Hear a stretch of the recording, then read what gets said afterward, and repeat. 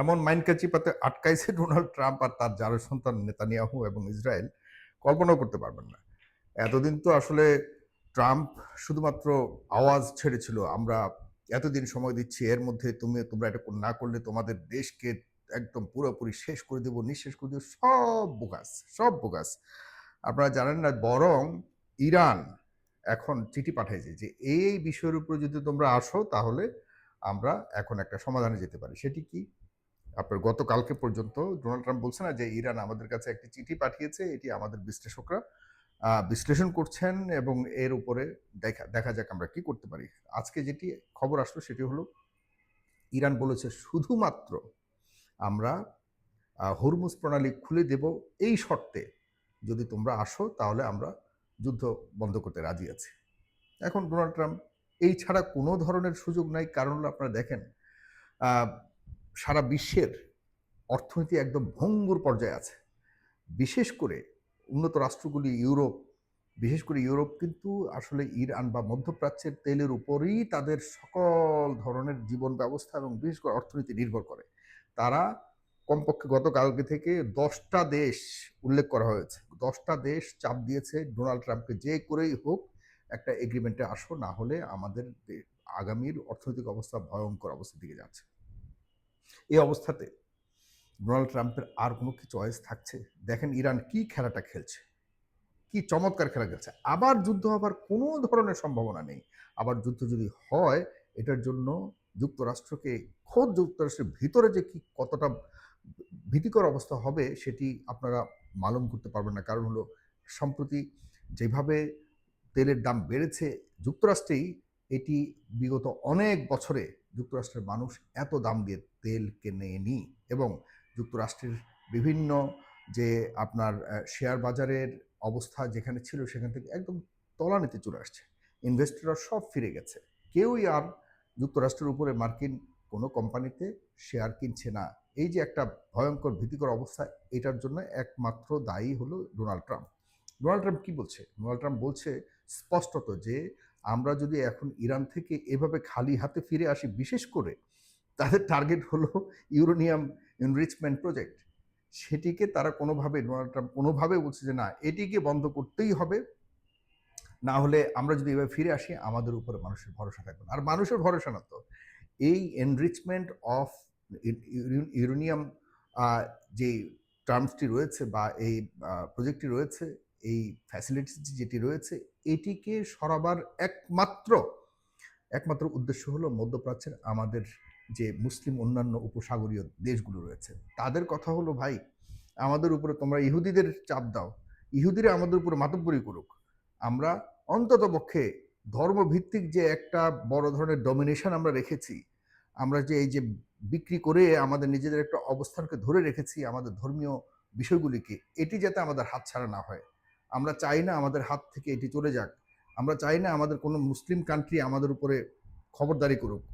তোমরা আসো, তোমরা খবরদারি করো, আমাদের কোনো আপত্তি নাই, কিন্তু আমাদের এই যে পারিবারিক ব্যবসা বাণিজ্য, পারিবারিকভাবে যে আমরা দেশ পরিচালনা করছি, এই ঐতিহ্য এই কয়েকটা দেশ থেকে কোনোভাবেই যেতে পারবে না।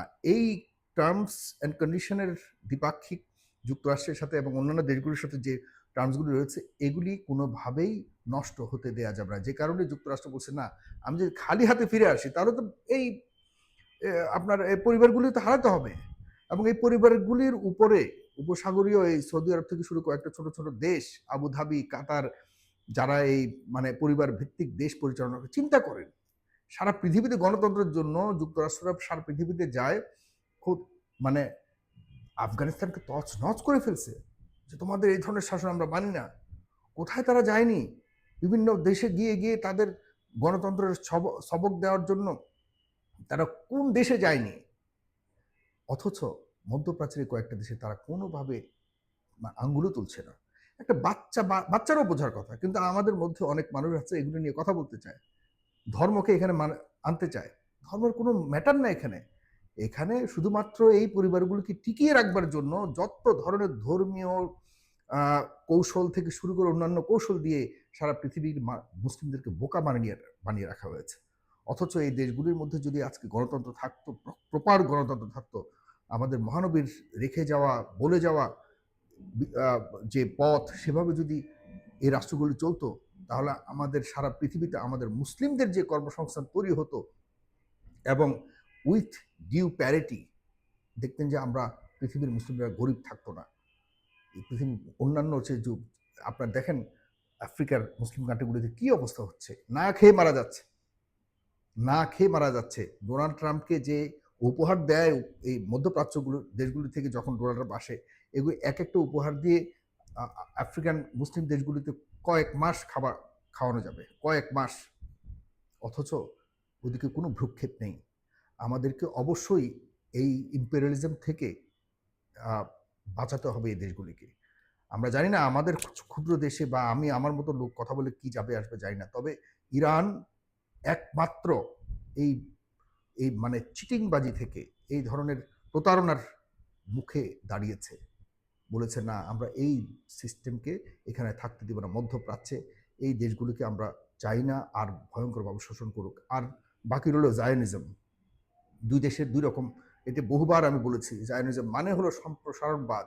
সম্প্রসারণ করে এই দেশগুলিকে, তারা বলছে না যে আমাদের বাইবেলে কোন কালে লিখেছে আমরা এই অঞ্চলে আমাদের আদিবাসী, আমরা এই অঞ্চলে আমাদের সে ধর্মীয়ভাবে আমরা এখানে দখলদার। অথচ দেখেন পিটাইয়া তাদেরকে বের করে ফেলছিল জার্মানি থেকে একসময়। তারা একইভাবে জার্মানিতেও কিন্তু দখল করার চেষ্টা করছিল।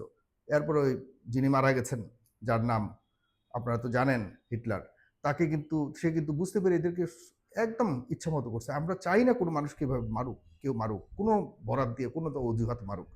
কিন্তু এদের ক্যারেক্টারটাই এমন। আজকে এই একবিংশ শতাব্দীতে এসেও তারা দেখা যাচ্ছে যে মুসলিম দেশগুলিকে দখল করার জন্য চেষ্টা করে যাচ্ছে, সব কিছুকে কবজা করে রাখছে। এগুলিকে আমাদের বুঝতে হবে এবং বুঝাতে হবে, আমাদের নতুন জেনারেশনকে বুঝাতে হবে আমরা অন্ধ যেন না হই। শুধুমাত্র ধর্মের বিষয়গুলিকে এনে এনে আমাদেরকে ভুল বোঝানো হচ্ছে, এগুলির মধ্যে যাতে আমরা পড়ে আমাদের মানে বাস্তবতার যে ইতিহাস, বাস্তবতার যে চলমান অবস্থা, এগুলি যাতে আমরা অনুধাবন করতে পারি, সে ধরনের ব্যবস্থা আমাদেরকে নিতে হবে। যাই হোক, এখন শেষ অবস্থা হলো যে যুক্তরাষ্ট্র এখন আটকে গেছে। তারা এখন একটা সসম্মানে কোনো রকম এখান থেকে বের হয়ে যেতে পারলেই তারা বাঁচে। কিন্তু ইরান তাদের আগের অবস্থাতে আছে। তারা বলছে যে ঠিক আছে, আমাদের হাতে তো কার্ড এখনো সবগুলি শেষ দেখানোই হয়নি। ইরানের স্পিকার গালিবাফ, বাঘের গালিবাফ, তিনি বলেছেন যে দেখো, আমরা কিন্তু সব কার্ড এখনো দেখাইনি, আসলে অনেকগুলি কার্ড তো রয়ে গেল, ওইগুলো এখনো খেলা শুরুই হয়নি। হ্যাঁ, বাবে মানদেব যে আপনার ইয়ে রয়েছে, প্রণালী রয়েছে, তারপরে অনেকগুলি উপসাগরীয় যে বড় বড় তাদের যে আশপাশে দখল করার মতো যেসব জায়গাগুলো, এগুলোতে এখনো তারা কাজ শুরুই করেনি। হ্যাঁ, অন্যান্য যে সশস্ত্র গোষ্ঠীগুলি রয়েছে, এরা তো তাদের কার্যক্রম শুরুই করেনি। তো সুতরাং যদি শুরু করে, এই অঞ্চলে অন্ধকার ছাড়া কিছু দেখবে না যুক্তরাষ্ট্র। সুতরাং আমরা চাই যুক্তরাষ্ট্রের বিবেচনা যেন সঠিকভাবে হয়, তারা যাতে তাদের অবস্থান বুঝতে পারে এবং এই মধ্যপ্রাচ্যে মুসলিমদের উপরে যেন আর খবরদারি করতে না পারে, এমন একটি অবস্থা তৈরি হোক। ধন্যবাদ সবাইকে, ভালো থাকবেন। সালাম।